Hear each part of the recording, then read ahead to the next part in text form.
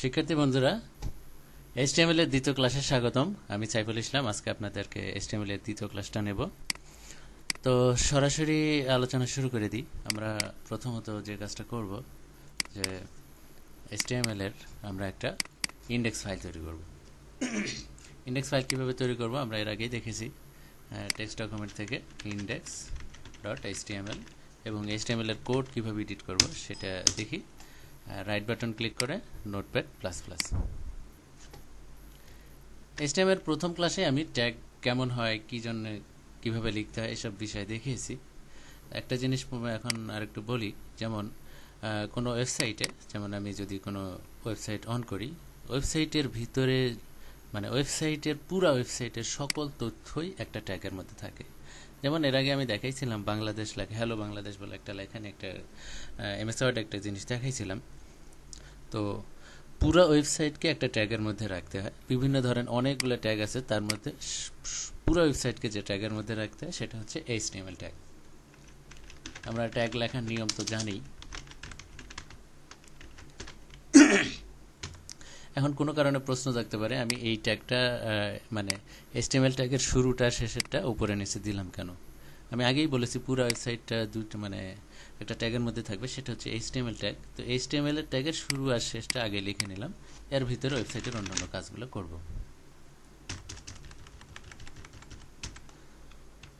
তো HTML tag এর মধ্যে আমি অন্যান্য কাজ করব। HTML ট্যাগটাকে আমি আবার HTML এর ট্যাগটাকে প্রধানত দুই ভাগে ভাগ করা হয়, দুইটা অংশে ভাগ করা হয়। যেমন পুরো ওয়েবসাইটকে আর কি HTML ট্যাগকে বলতে পুরো ওয়েবসাইটকেই দুইটা ভাগে ভাগ করা হয়। দুইটা ভাগ বলতে একটা হেড ট্যাগ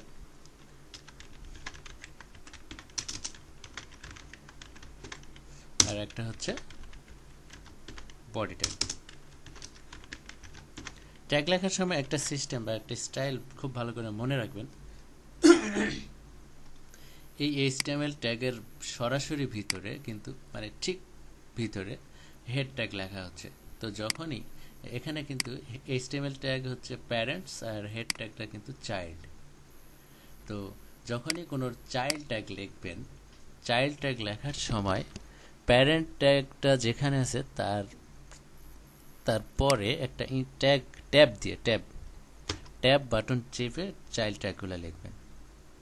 যেমন আমি বলি যে হেড ট্যাগের ভিতরে সাপোজ আমি কোনো ট্যাগ একটা লিখবো, সাপোজ একটা হ্যালো ট্যাগ লিখবো। তো এখানে আমি একটা ট্যাব দেব, ট্যাব দিয়ে হ্যালো ট্যাগটা লিখবো আর কি। জাস্ট আমি এটা একটা সিস্টেম বললাম, মানে এই স্টাইলে লিখলে হয় কি যে আপনি কোডিংগুলো সহজে করতে পারবেন এবং আপনার করা কোডিংগুলো অন্যজন সহজে বুঝতে পারবে, এবং আপনিও যদি পরবর্তীতে এডিট করতে চান সেক্ষেত্রে আপনার বোঝা সহজ হবে। তো প্রথম আমি লিখেছি HTML ট্যাগ, পরবর্তীতে দুইটা ট্যাগ লিখেছি। মানে HTML এর ঠিক চাইল্ড কিন্তু দুইটা, দেখেন, হেড ট্যাগ আর বডি ট্যাগ। হেড আর বডি এরা কিন্তু পরস্পর ভাই ভাই বলা যায়। এই হেড এবং বডি এই দুজনেরই প্যারেন্টস হচ্ছে HTML, এই জন্য এই হেড ট্যাগ আর বডি ট্যাগ দেখেন একই সাথে শুরু হয়ে গেছে। এগুলোর ভিতরে যখন আমরা লিখব অবশ্যই এখান থেকে একটা ট্যাব দিয়ে লেখা শুরু করব। তো আমি আরেকটু বলি, HTML ট্যাগের ভিতরে পুরো ওয়েবসাইটটা থাকবে। এই পুরো ওয়েবসাইটকে আমি দুইটা ভাগে ভাগ করতেছি, হেড ট্যাগ আর বডি ট্যাগ। তো হেডের মধ্যে যে অংশটুকু থাকবে সেই অংশটুকু আমরা ওয়েবসাইটে দেখতে পাবো না। যেমন কোনো ওয়েবসাইটে সাধারণত ব্রাউজারের ভিতরে এই অংশটুকুতে পুরো ওয়েবসাইটের ভিতরে আমরা যা দেখতে পাই সেটাই হচ্ছে বডি ট্যাগের ভিতরে লিখতে হবে। মানে আমি যদি একটা সুন্দর উদাহরণ দিই, যেরকম যে সাপোজ আপনাকেই আমি উদাহরণ দিচ্ছি, আপনার মাথার মধ্যে কি চিন্তা হচ্ছে এটা কিন্তু আমি দেখতে পাচ্ছি না, বাট আপনার বডি স্ট্রাকচার মানে আপনাকে কিন্তু আমি সম্পূর্ণ দেখতে পাবো। তো যে অংশটা দেখা যাবে সেই সম্পূর্ণ অংশটুকুই অবশ্যই বডির মধ্যে লিখতে হবে। মনে রাখবেন, হেডের মধ্যে মানে ওয়েবসাইটে যা কিছু দেখতে চাচ্ছেন তা কোনো কিছুই কখনোই হেডের মধ্যে যাবে না। যা কিছু দেখতে চাচ্ছি সব কিছুই বডির মধ্যে যাবে। তো হেডের মধ্যে একটা জিনিস আমাদের বডির মধ্যে আমি একটা কোনো কিছু লিখি, হেডটা পরে আসতেছি। সাপোজ একটু আগেই আমি দেখলাম আমরা কিন্তু HTML এর বেসিক স্ট্রাকচারটা লিখেছি, এবং এখন যদি একটা ট্যাগ লিখতে চাই অবশ্যই একটা ট্যাব দেব। ট্যাব বাটন চেপে আমি মনে করেন হ্যালো বাংলাদেশ, একটু আগে যেটা আমি MS ওয়ার্ডের উদাহরণ হিসেবে দেখলাম, এবং লেখার পর অবশ্যই সেভ দেবেন, Ctrl+S। এবং এর রেজাল্টটা দেখতে চাইলে আমাদের এখানে ডাবল ক্লিক করতে হবে। দেখেন এখানে হ্যালো বাংলাদেশ লেখা দেখাচ্ছে। তো আমি এমএস ওয়ার্ডে উদাহরণ দেওয়ার সময় বলেছিলাম, যেমন বাংলাদেশ লেখাটাকে যদি বোল্ড করতে চাই তাহলে এমএস ওয়ার্ড পিছনে পিছনে বি ট্যাগ দিয়ে দেয়। তো বাংলাদেশ লেখাটাকে আমি বি ট্যাগের ভিতরে নিয়ে আসবো। দেখি লিখে দেখি কি হয়। আবারও বলে রাখি, স্টার্ট ট্যাগ এবং ইন ট্যাগ কিন্তু একবারেই সেম, শুধু সামান্য একটা পার্থক্য, এখানে একটা স্ল্যাশ থাকবে। স্ল্যাশ দেখলেই আমি বুঝবো এটা ইন ট্যাগ, আর স্ল্যাশ না থাকলে আমি বুঝবো এটা স্টার্ট ট্যাগ। তো এটা আমি সেভ করি। সেভ করলেই আমি রেজাল্টটা দেখতে পাবো। এই যে দেখেন বাংলাদেশ লেখাটা কিন্তু বোল্ড হয়ে গেছে।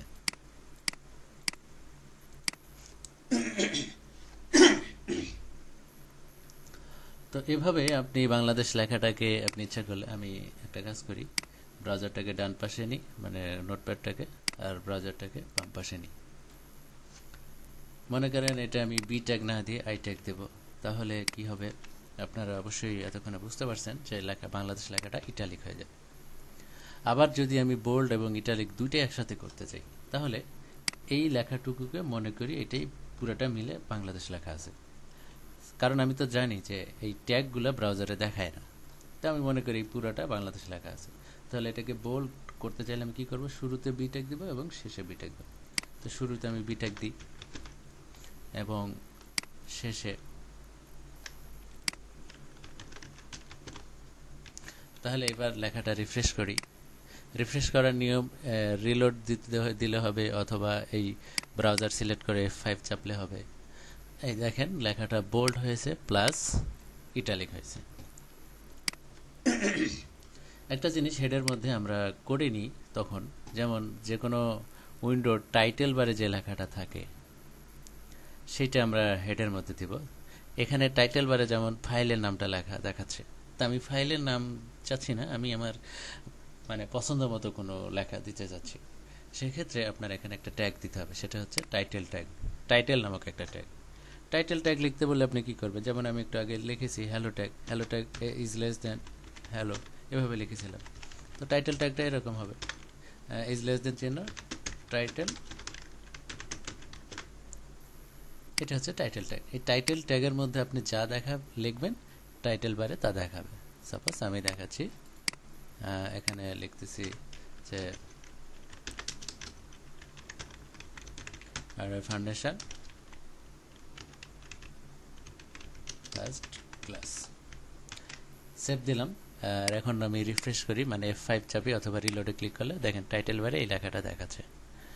আশা করি বুঝতে পারছেন, কারণ এখন পর্যন্ত যা দেখানো হয়েছে কোনো জটিল কোনো কিছু দেখানো হয়নি। আমি অলরেডি আমি কেবল বেসিক স্ট্রাকচার দেখেছি, কিন্তু দেখেন অলরেডি অনেকগুলো ট্যাগ শিখে গেছি। কয়টা ট্যাগ শিখেছি দেখি, যেমন HTML একটা ট্যাগ, হেড একটা ট্যাগ, দুইটা, টাইটেল একটা, তিনটা, বডি চারটা, বি পাঁচটা, আই ছয়টা, 20-25টার মধ্যে আমরা অলরেডি 6টা শিখে ফেলেছি। আসলে এই ট্যাগগুলোই কিন্তু বারবার ইউজ হয়। আমাদের ট্যাগ খুব বেশি জানতে হয় না, অল্প কিছু ট্যাগ জানলেই হয়। আর আমি এখন যেহেতু HTML এর ক্লাস নিচ্ছি, এখানে শুধু HTML-টাই আলোচনা করব, CSS আলোচনা করব একটু পরে। বা যারা এখনো জানেন না CSS কি, তাদের মানে টেনশন করার কোনো দরকার নেই, আমি CSS-ও সুন্দর করে দেখিয়ে দেব। বি ট্যাগ জানলাম, আই ট্যাগ জানলাম, এখন আমি আরেকটা নতুন ট্যাগ শিখব। আরেকটা কথা, এই হ্যালো লেখাটা কোন ট্যাগের মধ্যে আছে বলতে পারবেন? হ্যালো এই লেখাটা কিন্তু এর প্যারেন্টস যে ট্যাগ, বডি ট্যাগের মধ্যে আছে।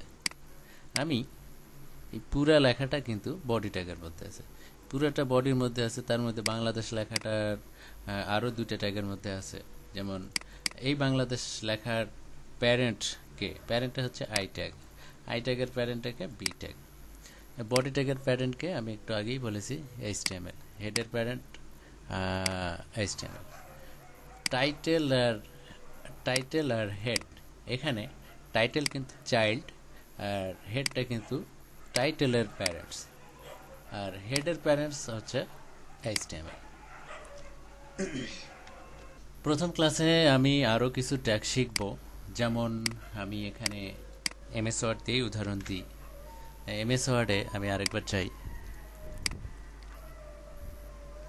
এমএস ওয়ার্ডে যেমন কোনো লেখা যদি লিখেন,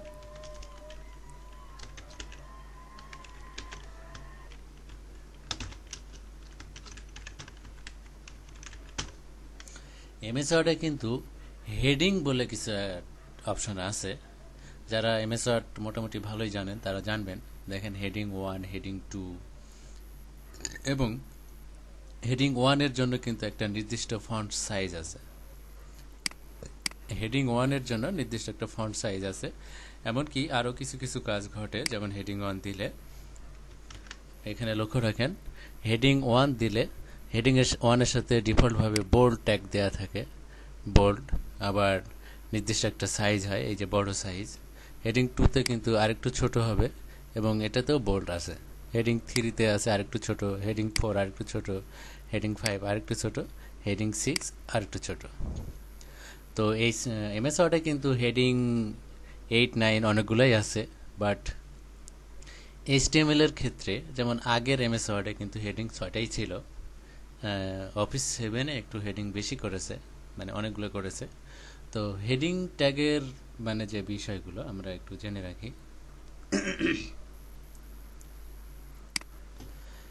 একটু আমি ব্যাকে যাই। যেমন আই ট্যাগ দিলে কি হয়? আই ট্যাগ দিলে হয় কি, লেখাটা শুধুমাত্র ইটালিক হয়। বি ট্যাগ দিলে কি হয়, লেখাটা শুধুমাত্র বোল্ড হয়, লেখার ফন্ট সাইজ বা অন্য কোনো কিছু কিন্তু চেঞ্জ হয় না। তো এগুলোকে বলা হয় মানে ট্যাগের বিল্ট ইন বৈশিষ্ট্য। আই ট্যাগের বিল্ট ইন বৈশিষ্ট্য যদি আপনাকে জিজ্ঞেস করা হয় তাহলে আপনি কি বলবেন? আই ট্যাগের বৈশিষ্ট্য একটাই, শুধু ইটালিক করে। বি ট্যাগের বিল্ট ইন বৈশিষ্ট্য জিজ্ঞেস করলে আপনি কি বলবেন? বি ট্যাগের বৈশিষ্ট্য একটাই, এটা শুধু বোল্ড করে। তো এইরকমভাবে হেডিং ট্যাগ 6টা আছে। হেডিং ট্যাগটা এইভাবে লিখতে হয়, এইচ দিয়ে শুধু। যেমন H1 মানে হেডিং 1। ট্যাগ লেখার নিয়ম তো আমরা জানি, /, H1। এটাকে শেষ করে নিই, H1। তো H1 ট্যাগের বিল্ট ইন একটা বৈশিষ্ট্য আছে, মানে H1 ট্যাগের বিল্ট ইন বৈশিষ্ট্য কয়েকটা আছে। যেমন H1 ট্যাগের বিল্ট ইন বৈশিষ্ট্য হচ্ছে লেখাটা বোল্ড থাকবে, লেখার একটা নির্দিষ্ট সাইজ সম্ভবত 30-35 পিক্সেল থাকে, আর উপরে নিচে ফাঁকা থাকে। আমি বিল্ট ইন বৈশিষ্ট্যগুলো লিখে রাখি, আপনাদের সুবিধা হবে। H1 ট্যাগ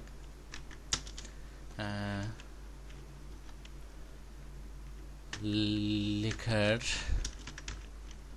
আমি বিল্ট ইন বৈশিষ্ট্যগুলো আপনাদের এমএস ওয়ার্ড ফাইলে লিখে রেখে দেব। আপনারা যখন ডাউনলোড করবেন আমাদের টিউটোরিয়ালগুলো তখন সেখানে পাবেন। আমি এখন লিখে সময়টা নষ্ট করতেছি না, জাস্ট এখন বলে রাখতেছি। আর এমএস ওয়ার্ডে আমি লিখে রাখবো, টেনশনের কোনো দরকার নেই। H1 এর বিল্ট ইন বৈশিষ্ট্য হচ্ছে উপর নিচে ফাঁকা থাকবে, লেখা বোল্ড থাকবে এবং লেখার একটা নির্দিষ্ট সাইজ, যেমন 30-35 এরকম কিছু একটা হবে। তা আমি এখানে মনে করেন হ্যালো বাংলাদেশ লিখি।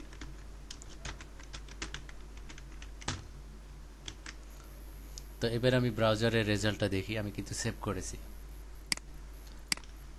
দেখেন লেখাটা কিন্তু দেখেন একটা নির্দিষ্ট সাইজ, মানে বড় সাইজের হয়েছে এবং লেখাটা কিন্তু অটোমেটিক বোল্ড হয়ে আছে। এবং আরেকটা যদি আমি H1 দিই তাহলে বুঝতে পারবেন,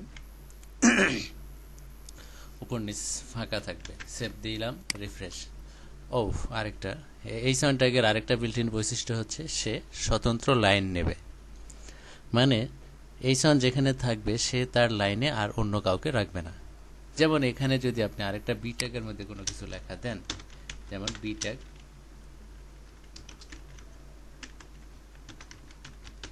দেখেন এখানে একটা বি ট্যাগ, আমি ইন্টার দিয়ে দিই, এখানে নিচের লাইনে লিখি, এখানে একটা বি ট্যাগ, এখানে একটা বি ট্যাগ। কিন্তু বি ট্যাগের আমি বিল্ট ইন বৈশিষ্ট্য বলেছি কি, B tag, I tag. B এর বিল্ট ইন বৈশিষ্ট্য শুধুমাত্র বোল্ড করে, আই এর বিল্ট ইন বৈশিষ্ট্য শুধুমাত্র ইটালিক করে। তো এখানে যদি আমি রিফ্রেশ করি, দেখেন ওয়ার্ড লেখাটা ডান পাশে সরাসরি আছে, কারণ এর বৈশিষ্ট্যের মধ্যে নেই যে সে স্বতন্ত্র লাইনে থাকবে।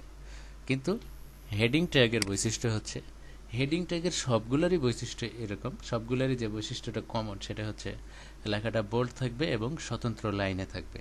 মানে কোথাও যদি আপনি হেডিং, যেমন হেডিং 2 দিলে লেখাটা একটু ছোট হবে এবং সে স্বতন্ত্র লাইনে থাকবে।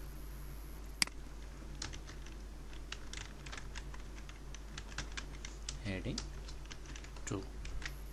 দেখেন লেখার একটু ছোট হবে, রিফ্রেশ করি, লেখা একটু ছোট হবে, বাট সে কিন্তু স্বতন্ত্র লাইনে আছে। ইচ্ছা করলে কিন্তু এই লেখাটা ডান পাশেই থাকতে পারতো, বাট ডান পাশে নেই। ডান পাশে নেই কেন? হেডিং ট্যাগ দিয়েছি এই কারণে, কারণ হেডিং ট্যাগের বৈশিষ্ট্য আমরা জানি যে স্বতন্ত্র লাইনে থাকে। এরকমভাবে হেডিং 2, 3, 4 এরকম আছে। সবচেয়ে সর্বোচ্চ হচ্ছে হেডিং 6, যেমন হেডিং 6 এর লেখা কিন্তু অনেক ছোট। হেডিং 4টা দেখে নিই কেমন।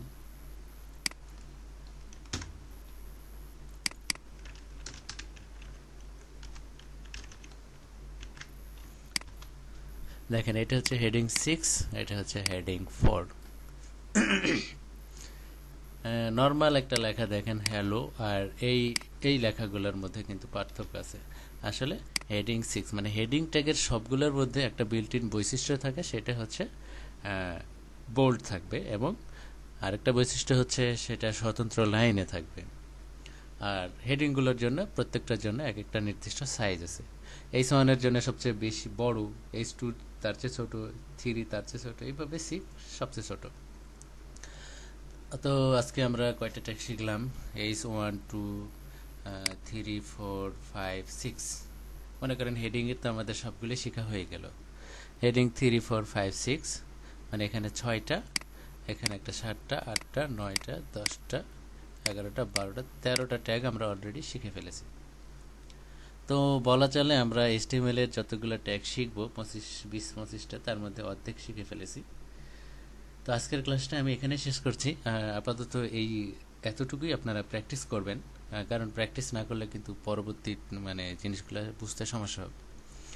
আর প্র্যাকটিস না করে অবশ্যই পরবর্তী ক্লাসগুলো দেখবেন না, কারণ আগে প্র্যাকটিস করবেন, তারপরে পরবর্তী ক্লাসটা দেখবেন। তো ধৈর্য সহকারে আরআই ফাউন্ডেশনের টিউটোরিয়ালটা দেখার জন্য আপনাদেরকে অসংখ্য ধন্যবাদ। ভালো থাকবেন সবাই।